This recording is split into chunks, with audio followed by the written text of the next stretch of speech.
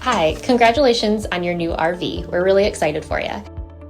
Please make sure before you're signing that you bring the following items with you. If you're a cash buyer, please make sure that you bring a cashier's check, no personal checks at time of signing, or you may bring actual cash.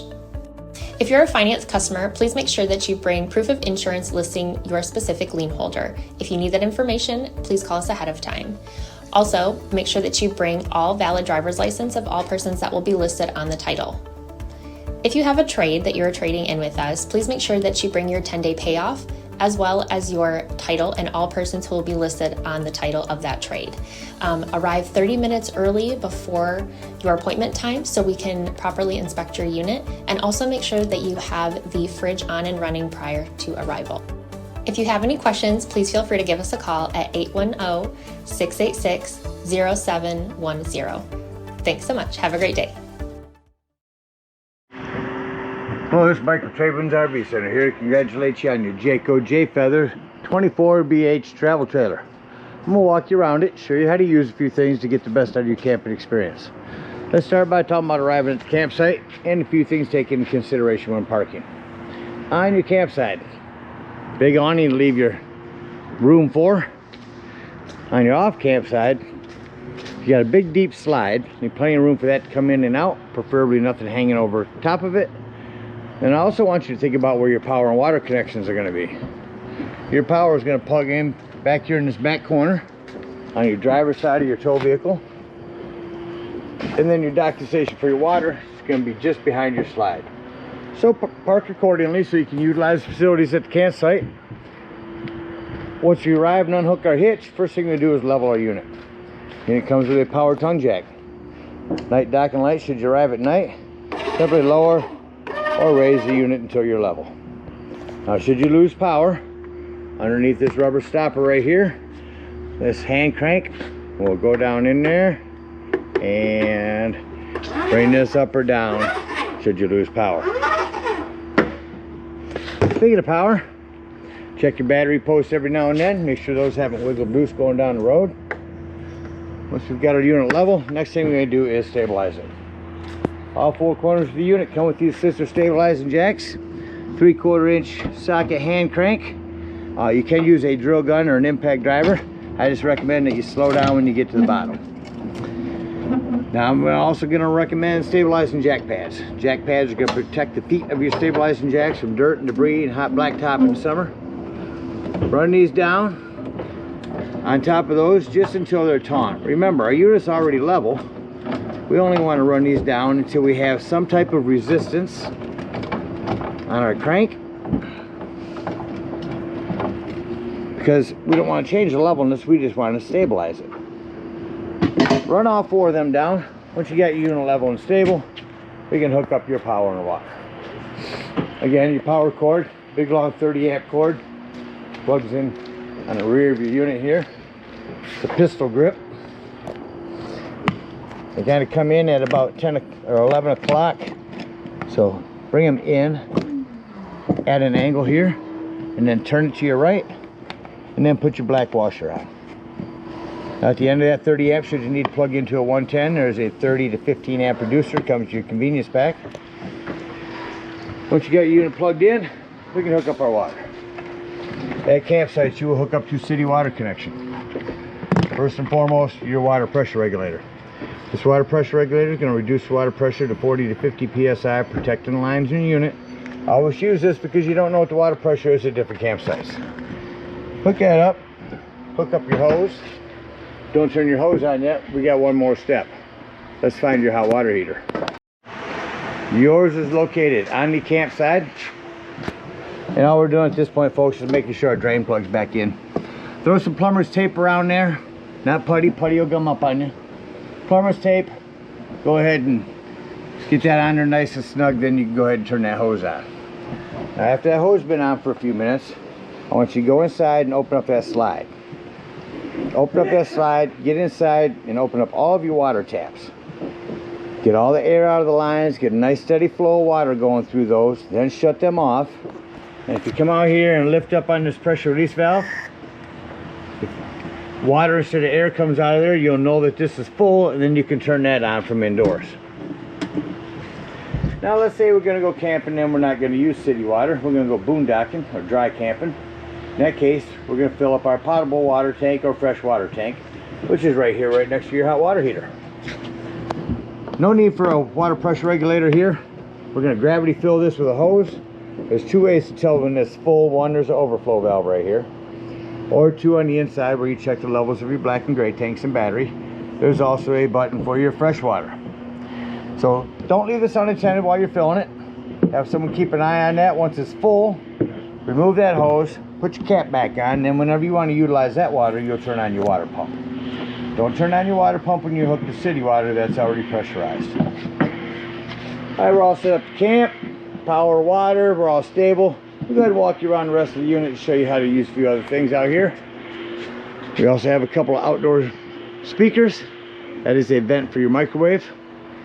You're prepped for a TV. TV mount will snap on here. There's your cable in 110.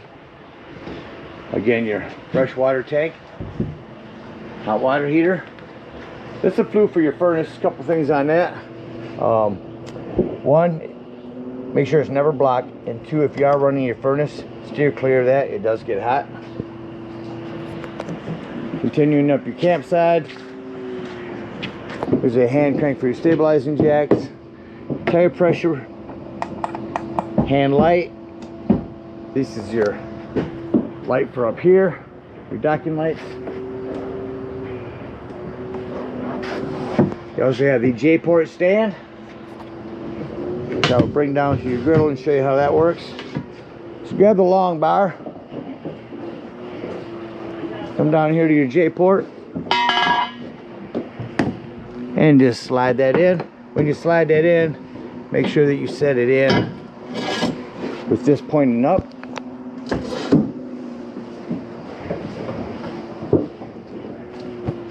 With that up, so take this griddle apart. And make sure that when you put it down here, you put this end of the griddle toward the unit, this end of the stand, excuse me, so that you can easily connect to this quick connect right here. And that's how your J-port was set up.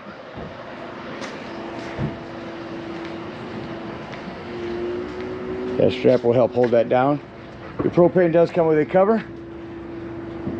Does have your regulator on it. You can keep it in the middle, it'll automatically cross over. I recommend doing one tank at a time. That way you know when one is empty and you can switch over to the other. Again, your power stabilizing or power tongue jack, battery posts, just strapped in good. You're prepped for solar. You can plug in a solar panel right there and that'll trickle charge your batteries. This side of your storage is your battery disconnect. That will disconnect all the battery power to the unit. That'll come important later when I talk about your carbon monoxide and propane detector. Access panel to the back of your fridge. Your low point drain, which will be easier accessible when your slide is closed. That's your freshwater low point. Coming to the back here, your black tank flush. We'll talk about that when we dump your black and gray tanks when leaving the campsite. Again, your city water connection, a hot and cold shower, 751 key will fit on there. There's our black and gray tanks. There's where you plug your cable in at the campsite. Got a spare tire with a cover that helps prevent dry rot. You're prepped for a backup camera. Your main low point drain right there. Got a ladder, utilize it. Go up there a couple times a year, check the seams of your roof, and caulk as needed with recommended RV roofing caulk. Coming around the side here, we've got a outdoor kitchen on a magnetic door. This spray port will connect to your hot and cold shower. Got a prep area. You can put this sink on it instead. Lighting. A drawer. And your electric fridge. So it covers everything out here. Let's go take a look on the inside. Alright, these steps, in or out. Make sure that your exterior door is all the way open, otherwise this can catch on it, bringing them in or out. You also have a step light here. You see this at night. First thing I like to point out indoors is your fire extinguisher. Make sure that you and everyone is camping with you knows the fire extinguisher is located at the entry doorway in case of an emergency. Coming up to our right is going to be our control panel. Starting up top, this will check the level of your battery, brand new battery. Your freshwater tank, that's the one I said to hold down when you're filling up your potable water. Then your black and gray tanks. Over here is where you turn on your hot water heater if you're hooked to electric, your hot water heater if hooked to gas. It does make a difference, choose correctly. Here's where you turn on your water pump if you're using your potable water. Here's your awning light, living room light, except for accents. Slide extend, awning extend. On your awning, you only want to run your awning out until you can see your brown bar and that white flap falls down. If you hold that button down, that will continue to run itself out, flip upside down and start to run itself in backwards. So make sure that you only run it out as far as you need to. Shut that awning light off. And as I run that rest of the way in, talk about your door. Slam locks work best when gently slammed. Continue to run that awning the rest of the way in, and we'll head through the unit and continue the tour. Alright, so coming around, got a TV right here, no remote there.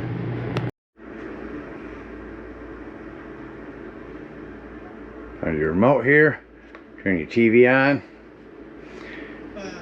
So make sure when you arrive at different campsites, you go to your menu, scroll over to channels, go down to auto channel search, hit enter on that, and that's going to search for all the channels in your local area.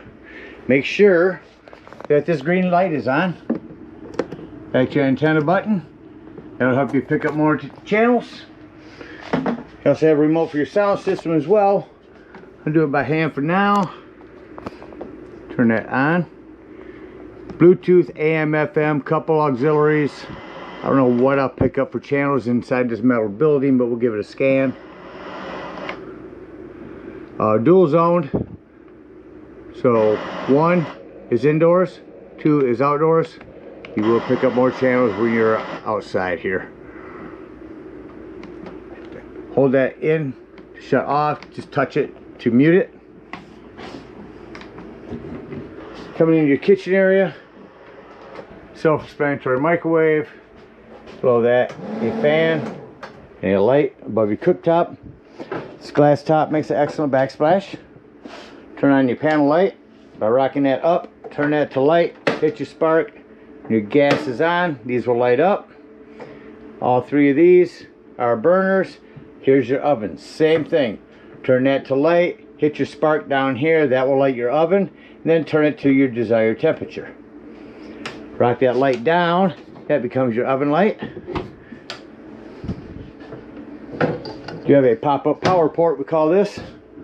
Store that away. Press down on it, gives you a couple of 110s and USB ports. Big sink area. Keep an eye on your plumbing. Another access panel here. It's almost all PEX now. It's just you're bouncing a house down the road. If you do travel a lot with it, keep an eye on things, make sure nothing's wiggled loose over time. You have an extension here that'll lock up and lift and push down these handles underneath here, and that will lower it. And below that is going to be your access panel to your breaker box and fuses. Ton of 15s down there. Highly recommend having some of those with you when you go camping. Coming back into our bedroom. Your bedroom door. You want to have this. It's supposed to secure here. But you want to have this snapped open for travel. Hand crank open. Power exhaust vent in here. Make sure that's down. Under your bed you've got storage. Individual one-touch lighting on your bunk area. USB port and accent lighting for back there on each side.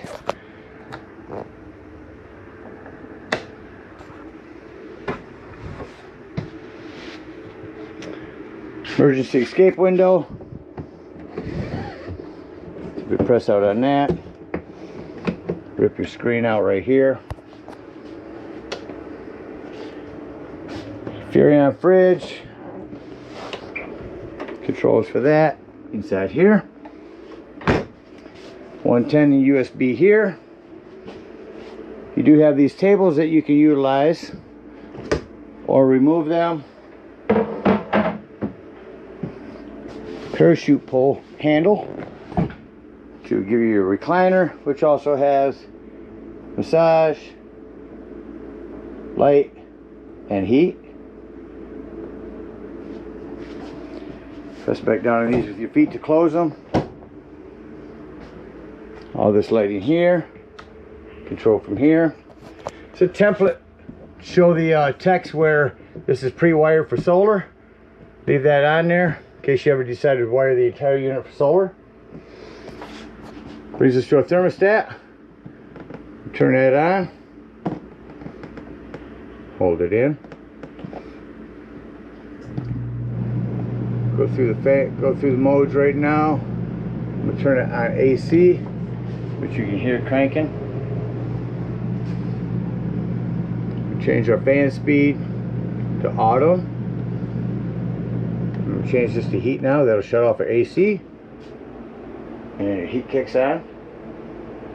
And you notice when I shut that heat off, it generally takes a couple of minutes before the fan for the heat stops going, cycles through and stops. Going into our bathroom, 110 with GFCI reset, accent lighting, and a fan. Hand crank to open. A little more plumbing to maintain. Just keep an eye up underneath here. There's your access panel. Coming outside your bathroom, down here is your 12 volt carbon monoxide propane detector. The reason I mentioned that's 12 volt, it's always running off your battery. So if you are out dry camping, boondocking somewhere, nothing plugged in charging your battery, if you're going to be gone for the day, you don't want this to run your battery down, go ahead and use your battery disconnect to keep this running your battery down while you're gone. Storage with some tie downs in there. Your bunk area will flip up. This will hold it up by that snap there. Individual lighting up in these. USB and 110 on the ends.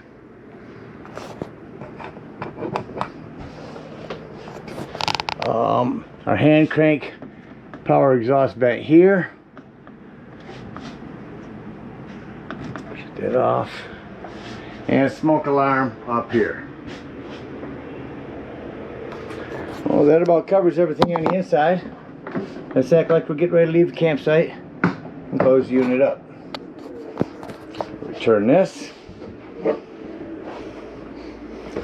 What I like to do is to start with my lights.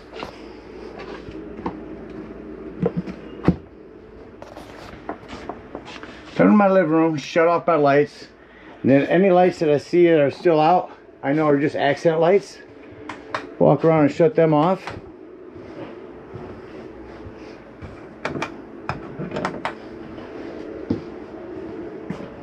That will be lighting from your seat here. Heat and massage all off. One more light over our stove. Come back to the living room, turn on our living room lights. Now at this point, I'm going to say doors and drawers. Walk through the unit, make sure all doors and drawers are closed, nothing's going to impede your slide. If you have that extension up, you must have it down. Strap that door open. Make sure your bedroom door is closed. Shut off these bathroom lights. Make sure all of your vents are closed. Hit retract.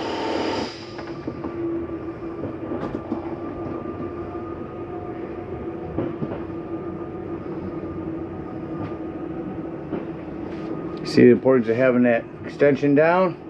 Nothing in the way of your slide.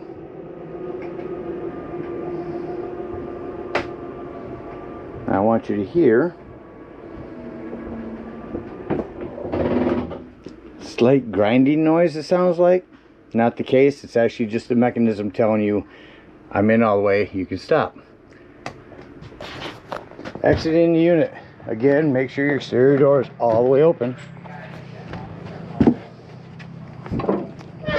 Adjustable feet simply by pressing the metal pieces in and lock this in. Before you leave the dump station, and I say that in case you're going to go inside and read your levels of your dump, make sure when you leave for the road, lock and deadbolt this door, lift and turn this handle. That's how you want your door for travel.